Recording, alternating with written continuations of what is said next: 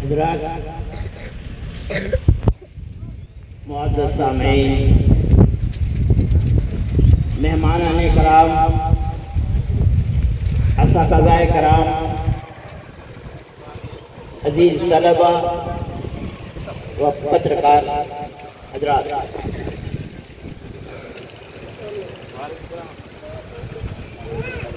गुलामी में नाकाम आती हैं शमशीरें न तदबीरें। गुलामी में नाकाम आती हैं शमशीरें न तदबीरें। जो हो यकीन पैदा तो कर सकती है जंजीरें। हज़रात, ये 15 अगस्त जो आज हम मना रहे हैं, पूरे हिंदुस्तान में मनाया जा रहा है। इसकी तारीख इसी के दिन, इसी 15 अगस्त 1947 को हिंदुस्तान अंग्रेजों से आज़ाद हुआ।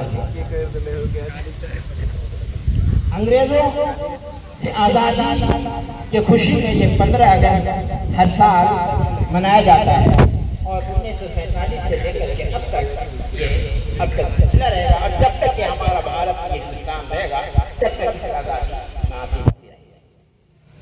हज़रात, जरा हम इसकी तारीख पर थोड़ा चलते हैं। तारीख हमें बहुत कुछ बताती है और बहुत कुछ हमसे छुपाती भी है। हमारे सामने जो तारीख है, हमें असल जो तारीख है वो तारीख हमें नहीं बताई जाती। हमें हमारे सामने उस तारीख है जब महात्मा गांधी साउथ अफ्रीका से वापस आए 1917 में और इस जंग आज़ादी में शामिल हुए और सरखेले कारवां बन गए। उसके बाद हमारे सारे नाम आते हैं। लेकिन जब हम इसकी तारीख जब हम जाते हैं, जब देखते हैं तो तारीख कहीं उन्हीं से वहीं से नहीं बल्कि बहुत पहले से। सबसे पहले शाह अब्दुल अजीज ने रहमतुल्लाह अलैह ने 1803 में अंग्रेजों के खिलाफ फतवा दिया था और कहा था कि अंग्रेजों के साथ से जिहाद करना जायज है। और इसी को सुनकर फिर तमाम उलमा कराम और मुसलमानों ने अपने सर पर कटा दिए। लेकिन बात यहीं तक नहीं रुकती है, बल्कि हम इससे पहले और जाते हैं। तो सबसे पहले 1754 में सिराजुद्दौला ने अंग्रेजों से लोहा लिया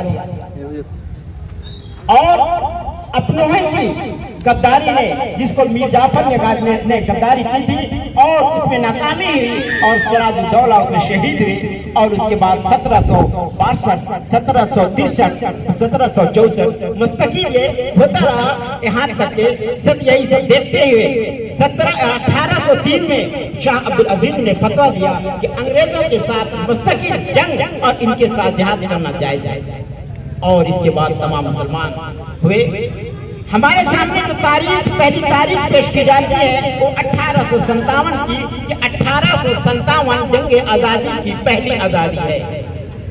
तो मेरे दोस्तों, मैंने बताया कि 1857 पहली आज़ादी नहीं बल्कि 1754, 1762, 1763, 1764 और 1757 ये क्या है, ये हमारे यहाँ शुरू होती है। फिर 1803 में शाह अब्दुल अजीज रहमतुल्लाह अलैह ने फतवा देते हैं। उसके बाद यहाँ से जंग आज़ादी की शुरुआत होती है। लेकिन आप यहाँ से जो चलते हैं तो इसमें सबसे पहले सबसे ज्यादा सर जो कटा है उसमें मुसलमानों को कटा है। और उसके बाद हमारे वतन जो हमारे भारत और हमारे हिंदुस्तान के लोगों ने फिर से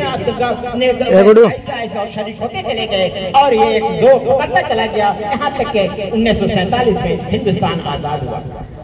हमारे सामने नाम कुछ चंद लोगों का आता है और जो हमारे उलमा हैं उनका नाम नहीं आता। क्यों? इस वजह से नहीं आता है चूंकि पाकिस्तान अलग हो गया था।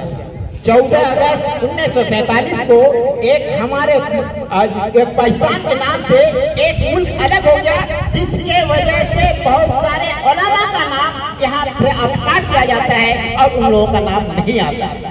मेरे दोस्तों, हम आज भी पाकिस्तान करने हम इत्तेफाक नहीं करते हैं।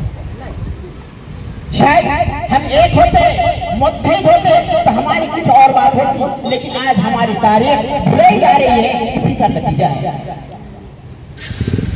जब जरूरत पड़ी खून तो हमने लिया। आज कहते हैं अहले चमन, ये चमन हमारा है, तुम्हारा है।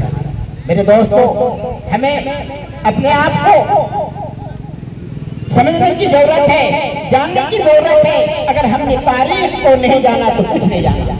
हम अपने आप को नहीं संवार सकते, हम अपने आप को नहीं संवार सकते, हम अपने आप को नहीं बना सकते। किसी कौम की किसी तरह की और उसकी डेवलप जब तक उसके अंदर तालीम ना हो तब तक वो आगे नहीं बढ़ सकती है। तो अगर आप आगे बढ़ना चाहते हैं और हिंदुस्तान की तरक्की में, हिंदुस्तान के डेवलप में, हिंदुस्तान को आगे बढ़ाने में अगर आप अगर अपना हाथ बटाना चाहते हैं तो सबसे पहले हमारा मशवरा है कि आप हिंदुस्तान की तरक्की के लिए सबसे पहले तालीम को आगे किया जाए और हमारे कोई फर्क इस तालीम से नाआशना ना रहे। मेरे दोस्तों, हमारे सामने बहुत सारे मेहमान हैं और मैं चाहता हूं कि अपनी बात बहुत मखसूस अंदाज में कम करूं, अब बात करूं ताकि दूसरों को मौका मिले। टाइम भी ज्यादा हो गया। अब इसके बाद हमारे मुअज़्ज़ज़ मेहमान की शुरुआत होती है। वाखिर दावाना।